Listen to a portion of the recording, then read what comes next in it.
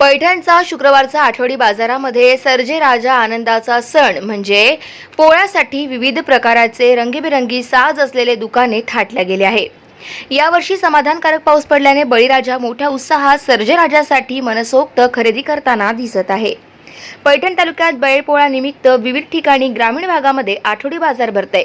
या बाजारामध्ये शेतकरी राजाचा सुख दुःखातील मित्र असलेला सर्जेराजा एकच दिवसाचा सण असलेला बैलपोळ्याचा सण मोठ्या उत्साहात साजरा करण्यासाठी शेतकरी विविध प्रकारचे साज, शिंगाला रंगीबिरंगी रंग बरोबर वाशिंग, घुंगरू, पायातील कडे, कवडी माल आदी वस्तू खरेदीसाठी बाजारामध्ये गर्दी करताना दिसत आहे। गाव माझा न्यूज करिता मनोज परदेशी, पैठण, छत्रपती संभाजीनगर।